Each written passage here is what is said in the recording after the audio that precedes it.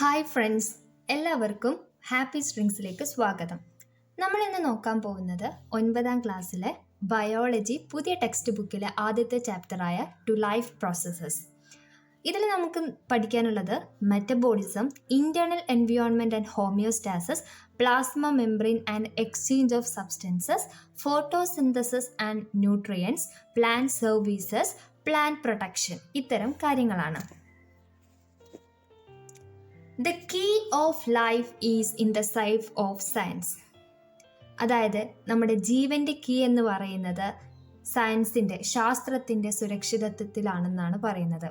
വളരെ ശരിയാണ്. കാരണം നമ്മുടെ സയൻസിൻ്റെ ഓരോ ഡെവലപ്മെൻറ്റ് കൊണ്ടാണ് നമുക്ക് നമ്മുടെ ലൈഫ് തന്നെ മുന്നോട്ട് പോകുന്നത്. ഇപ്പോൾ ആൻറ്റിബയോട്ടിക്സ് കണ്ടുപിടിച്ചിട്ടില്ലായിരുന്നെങ്കിൽ നമുക്ക് ഈ ബാക്ടീരിയ ഉണ്ടാക്കുന്ന ഓരോ രോഗങ്ങളെയും തുരുത്താൻ കഴിയില്ലായിരുന്നു. അപ്പോൾ അതേപോലെയാണ് ഇവിടെ പറയുന്നത്, key of life is in the safe of science. അപ്പോൾ നമുക്ക് നോക്കാം. Can life be created artificially? This is a challenge that science had taken up long before. Efforts towards it intensified after the first decade of the 21st century. After continuous efforts, the first artificial bacteria became a reality through genetic engineering. A team of researchers at Cambridge artificially created E. coli bacterium that lives in the intestine and soil. Even though at a slow pace, the artificial bacteria can grow and divide itself. അപ്പോൾ മക്കളെ, ഇവിടെ എന്താണ് പറയുന്നത്? ഇവിടെ നമ്മളോട് ചോദിക്കുകയാണ്, life നമുക്ക് artificially ഉണ്ടാക്കാൻ പറ്റുമെന്ന്. അപ്പോൾ നമുക്ക് ഉണ്ടാക്കാൻ പറ്റുമോ? എന്താണ് ഈ ആർട്ടിഫിഷ്യലി എന്ന് പറഞ്ഞാൽ? ആർട്ടിഫിഷ്യലി എന്ന് പറഞ്ഞാൽ നമ്മൾ ഹ്യൂമാൻ ബീങ്സ് സയൻസിൻ്റെ ഹെൽപ്പോട് കൂടി, അതായത് നമ്മൾ മനുഷ്യർ സയൻസിൻ്റെ സഹായത്തോടു കൂടിയൊക്കെ ഉണ്ടാക്കുന്നതാണ് ആർട്ടിഫിഷ്യലി എന്നുകൊണ്ട് ഉദ്ദേശിക്കുന്നത്. അങ്ങനെ ആർട്ടിഫിഷ്യലി ആയിട്ട് നമുക്ക് ലൈഫ് ഉണ്ടാക്കാൻ പറ്റുമെന്നാണ് ചോദിക്കുന്നത്. അപ്പോൾ ഈ ഒരു ചലഞ്ചായിട്ട് സയൻസ് ഏറ്റെടുത്തിട്ട് ഫസ്റ്റ് ഡിക്കാഡ് ഓഫ് 21st സെഞ്ച്വറിയിൽ അതിനൊരു സൊല്യൂഷൻ കണ്ടു, അല്ലേ? അതിൻ്റെ ഫലം കണ്ടു. എന്താണ്? ഈ കാംബ്രിഡ്ജ് യൂണിവേഴ്സിറ്റിയിൽ കുറച്ച് റിസർച്ചേഴ്സ് എല്ലാവരും കൂടി ജനറ്റിക് എഞ്ചിനീയറിംഗ് എന്ന പ്രോസസ്സുമായിട്ട് ആദ്യമായി ഈ കോളി ബാക്ടീരിയത്തെ കണ്ടുപിടിച്ചു. അപ്പോൾ എന്താണ് ഈ ബാക്ടീരിയ? ബാക്ടീരിയ എന്ന് പറഞ്ഞാൽ നമുക്ക് പറയാം എന്താ, ദേ ആർ യൂണിസെല്ലുലാർ പ്രോകാരിയോട്ടിക് ആണ്. ഈ പ്രോകാരിയോട്ടിക്, യൂകാരിയോട്ടിക് എന്നൊക്കെ പറയുന്നത് നമ്മൾ പണ്ട് മുതലേ കേട്ട് വരുന്നൊരു കാര്യമാണ്, അല്ലേ? അപ്പോൾ എന്താണ് ഈ പ്രോകാരിയോട്ട്, എന്താണ് യൂകാരിയോട്ട് എന്ന് ചോദിച്ചാൽ നമ്മൾ എന്താണ് പറയാം? അപ്പം നമുക്ക് ചാടി എണീച്ച് പറയാം, പ്രോകാരിയോട്ട് എന്ന് പറഞ്ഞാൽ അവരിൽ ഒരു ന്യൂക്ലിയസോ മെംബ്രെയിൻ ബോണ്ട് ആയിട്ടുള്ള സെൽ ഓർഗനൻസോ, മെംബ്രെയിൻ ബോണ്ട് സെൽ ഓർഗനൻസ് എന്ന് പറഞ്ഞാൽ Golgi apparatus, endoplasmic reticulum, lysosome, ഇതൊക്കെ നമ്മൾ ഒരു സെല്ലിൻ്റെ ഉള്ളിൽ കാണുന്ന ഓർഗനൽസ് ആണ്, കാര്യങ്ങളാണ്. അപ്പം ഇത് ആരിലുണ്ടാവില്ല? ഈ പ്രോകാരിയോട്സിൽ ഉണ്ടാവില്ല. യൂകാരിയോട്സ് എന്ന് പറഞ്ഞാൽ അവരിൽ ഒരു ന്യൂക്ലിയസും ഇത്തരം മെംബ്രെയിൻ ബോണ്ട് സെൽ ഓർഗനൽസും ഉണ്ടാവും.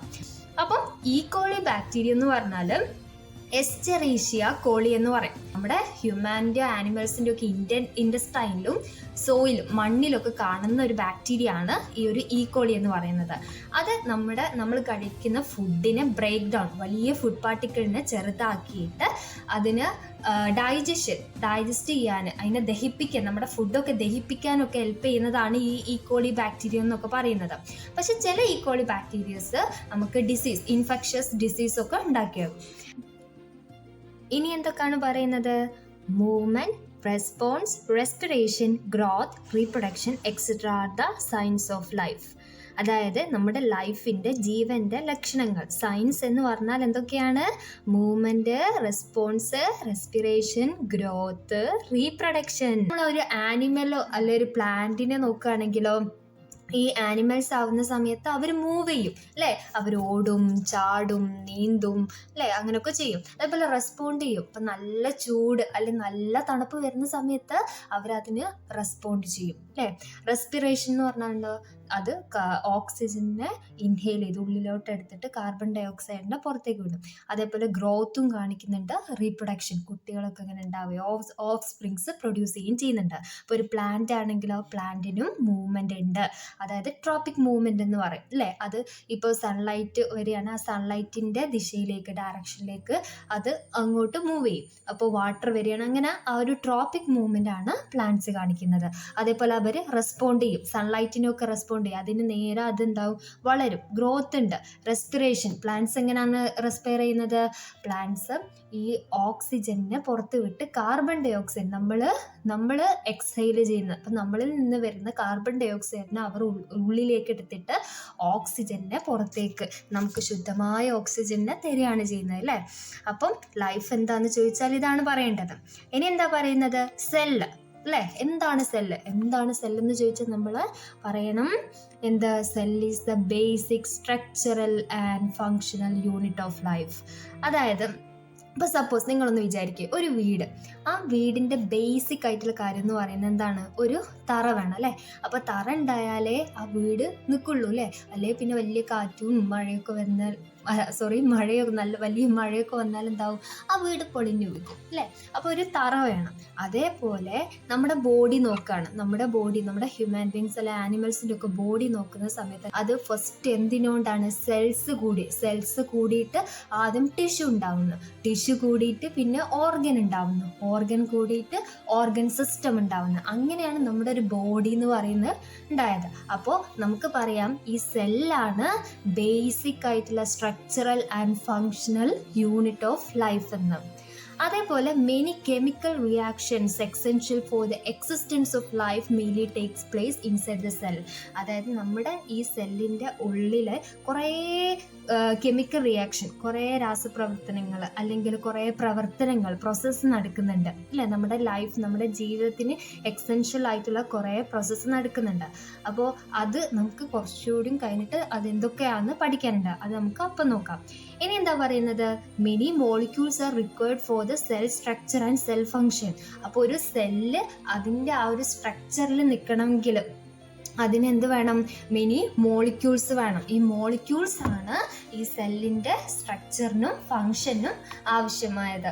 ഓക്കെ. ഇനി ഈ മോളിക്യൂൾസ് എന്ന് പറയുന്നത് ഈ മോളിക്യൂൾസ് ഉണ്ടായത് കുറേ എലമെൻറ്റ്സ് കൂടിയിട്ടാണ്. ഏതൊക്കെയാണ്? Carbon, hydrogen, oxygen, nitrogen, phosphorus and calcium. ഇതാണ് ഏറ്റവും ബേസിക് ആയിട്ടുള്ള എലമെൻറ്റ്സ് എന്ന് പറയുന്നത്. അപ്പോൾ നമ്മൾ എക്സാമ്പിളായിട്ട് നമുക്ക് വാട്ടർ, വെള്ളം ഏതൊക്കെ മോളിക്യൂൾസ് കൂടിയിട്ടാണ്, ഏത് എലമെൻറ്റ്സ് കൂടിയിട്ടാണ് ഉണ്ടായത്? ഹൈഡ്രജനും ഓക്സിജനും അല്ലേ. 2 ഹൈഡ്രജനും 1 ഓക്സിജനും കൂടിയിട്ടാണ് വാട്ടർ ഉണ്ടായത് അല്ലേ, വാട്ടർ മോളി. അതേപോലെ ഈ കാർബണും ഹൈഡ്രജനും oxygen, nitrogen, phosphorus and calcium ഇതൊക്കെ എന്താണ്? ഇത് ഒരു മോളിക്യൂൾ ഉണ്ടാവാനുള്ള എക്സെൻഷ്യൽ ആയിട്ടുള്ള എലമെൻറ്റ്സ് ആണ്. ഇനി എന്താ പറയുന്നത്? Carbohydrate, protein, lipid and nucleic acid are the basic building blocks of life. അപ്പം നമ്മുടെ ലൈഫിൻ്റെ ബേസിക് ആയിട്ടുള്ള ബിൽഡിംഗ് ബ്ലോക്സ്, അതായത് നമ്മുടെ ലൈഫിന് ഏറ്റവും ആവശ്യമായത് ഏതൊക്കെയാണ്? ഈ carbohydrate, protein, lipid, nucleic acid. ഇതിനെ പറയുന്ന പേരാണ് ബയോമോളിക്യൂൾസ്. ഇനി എന്താ പറയുന്നത്? ഈ ബയോമോളിക്യൂൾസ് ഏതൊക്കെയാണെന്ന് നമ്മൾ പറഞ്ഞത്? Carbohydrate, lipid, protein, nucleic acid.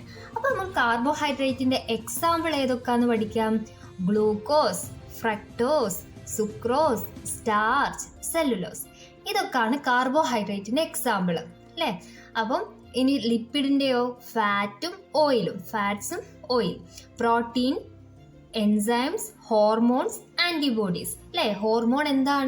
Hormone എന്താന്ന് ചോദിച്ചാൽ അതൊരു പ്രോട്ടീൻ ആണെന്ന് പറയാം, അല്ലെങ്കിൽ അതൊരു ബയോമോളിക്യൂൾ ആണെന്ന് പറയാം അല്ലേ. ഇനി ന്യൂക്ലിക് ആസിഡോ? DNA, RNA. എന്താ പറയുന്നത്?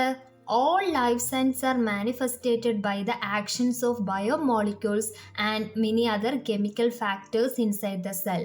അതായത് നമ്മുടെ സെല്ലിൻ്റെ ഉള്ളിലുള്ള കുറേ ബയോമോളിക്യൂൾസിൻ്റെ ആക്ഷൻ, ഈ ബയോമോളിക്യൂൾസ് ഓരോരോ പ്രോസസ്സ് ഇങ്ങനെ ചെയ്യും. അപ്പോൾ അതിൻ്റെ ആക്ഷൻസും അതേപോലെ വേറെ കുറേ കെമിക്കൽ ഫാക്ടേഴ്സ് ഉണ്ട്. അപ്പോൾ ഇതൊക്കെ എന്തിനു വേണം? ഇതൊക്കെ നമ്മുടെ ജീവൻ, ലൈഫ് ഉണ്ട് എന്ന് അറിയിക്കാനുള്ള കാര്യങ്ങളാണ്. Okay. All such chemical reactions together taking place in an organism are called metabolism. അപ്പോൾ ഇത്തരം കെമിക്കൽ റിയാക്ഷനെയാണ് ഒരു ഓർഗാനിസത്തിൽ നടക്കുന്ന ഇത്തരം കെമിക്കൽ റിയാക്ഷനെയാണ് നമ്മൾ മെറ്റബോളിസം എന്ന് പറയുന്നത്. ഓർ നമുക്ക് സിമ്പിളായിട്ട് എങ്ങനെ പറയാം, എന്താണ് ഒരു മെറ്റബോളിസം എന്ന് ചോദിച്ചാൽ ഒരു സെല്ലിൻ്റെ ഉള്ളിൽ നടക്കുന്ന മെനി കെമിക്കൽ റിയാക്ഷനെയാണ് മെറ്റബോളിസം എന്ന് പറയുന്നത്. ഓർ നമുക്ക് പറയാം the chemical reactions or chemical process taking place inside the cell is called as what? Metabolism. അപ്പോൾ സിമ്പിളായിട്ട് നിങ്ങൾ അങ്ങനെ പറയില്ലേ?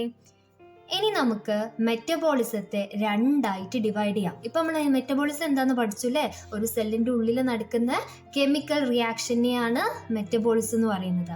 ആ മെറ്റബോളിസത്തെ നമുക്ക് രണ്ടായിട്ട് ഡിവൈഡ് ചെയ്യാം. ഏതൊക്കെ?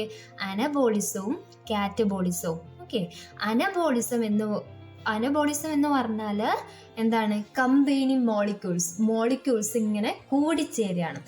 കുറച്ച് മോളിക്യൂൾസ് ഇങ്ങനെ കൂടിച്ചേർന്നിട്ട് വലിയൊരു സാധനം ഉണ്ടാകുന്നത്, അതാണ് അനബോളിസം എന്ന് പറയുന്നത്. ഓക്കെ, കാറ്റബോളിസം എന്ന് പറഞ്ഞാൽ ഈ വലിയൊരു സാധനത്തെ ബ്രേക്ക് ഡൗൺ ചെയ്തിട്ട് ഇങ്ങനെ നമ്മൾ കഷ്ണങ്ങളായിട്ട് മുറിച്ചിട്ട് ചെറുതാക്കി മാറ്റുക. ഓക്കെ, അതാണ് കാറ്റബോളിസം.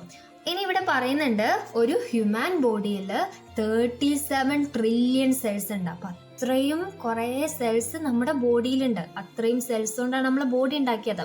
ഓക്കെ, അപ്പോൾ ഇവിടെ ഓരോ സെല്ലിലും കുറേ chemical reaction 1 billion chemical reactions നടക്കുന്നുണ്ടെന്ന് പറയുന്നത്. അപ്പോൾ അങ്ങനെയാണെങ്കിൽ ഒരു സെക്കൻഡിൽ എത്ര കെമിക്കൽ റിയാക്ഷൻ ഉണ്ട് എന്ന് നമ്മളോട് കണക്ക് കൂട്ടാനാണ് പറയുന്നത്. അതാണ് ഇവിടെ 37 കുറേ സീറോസും അല്ലേ കൊണ്ട് എഴുതിയത്.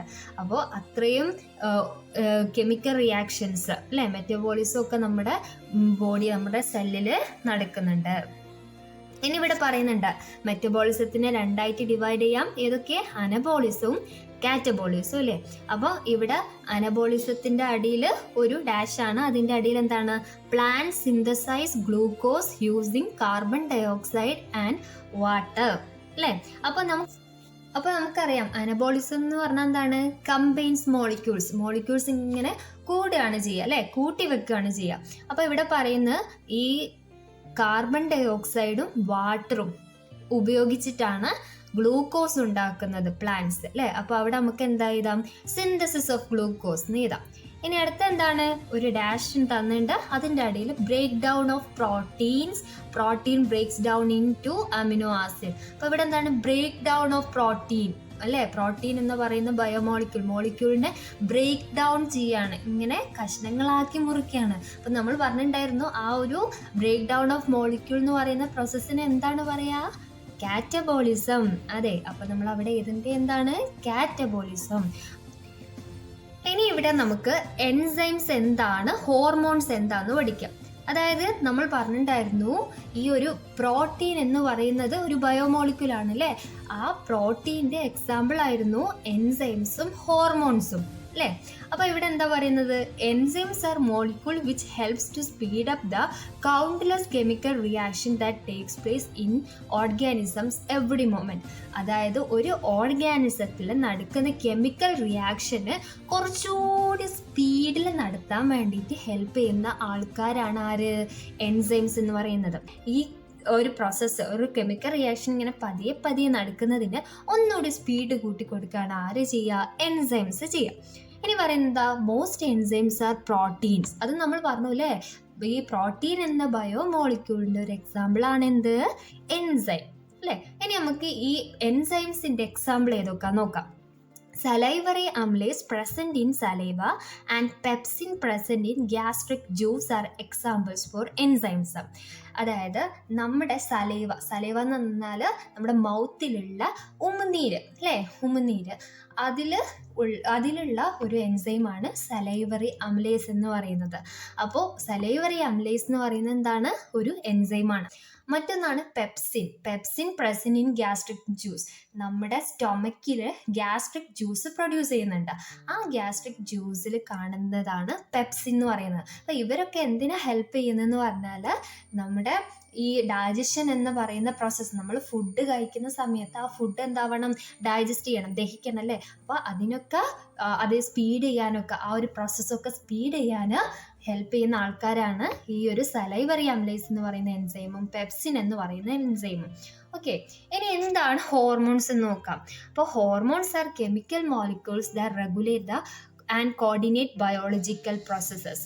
അതായത് ബയോളജിക്കൽ, നമ്മുടെ ഉള്ളിൽ നമ്മുടെ ശരീരത്തിൽ നടക്കുന്ന ഓരോരോ ബയോളജിക്കൽ പ്രോസസ്സിനെയൊക്കെ റെഗുലേറ്റ് ആൻഡ് കോർഡിനേറ്റ്. അതായത് ഒരു പ്രോസസ്സ് ഇപ്പോൾ അത് സ്പീഡിൽ നടക്കണം, അല്ലെങ്കിൽ അത് പതിയെ നടന്നാൽ മതി, അല്ലെങ്കിൽ അതെന്താക്കണം, ആ ഒരു പ്രോസസ്സ് നടക്കണം, അല്ലെങ്കിൽ ആ ഒരു പ്രോസസ്സ് നടക്കരുത്. അപ്പം അങ്ങനെ ഓരോരോ നമ്മളെ ബയോളജിക്കൽ പ്രോസസ്സിനെ റെഗുലേറ്റ് ചെയ്യുന്ന ആൾക്കാർ, ആ ഒരു മോളിക്യൂൾസ് ആണ് ആര്?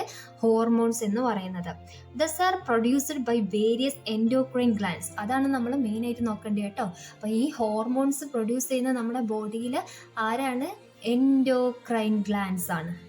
Okay, testosterone, estrogen and progesterone that control the function of sex organs are examples for hormones. അപ്പോൾ ഈ ഹോർമോൺസിൻ്റെ എക്സാമ്പിൾ ഏതൊക്കെയാണ്? Testosterone, oestrogen, progesterone.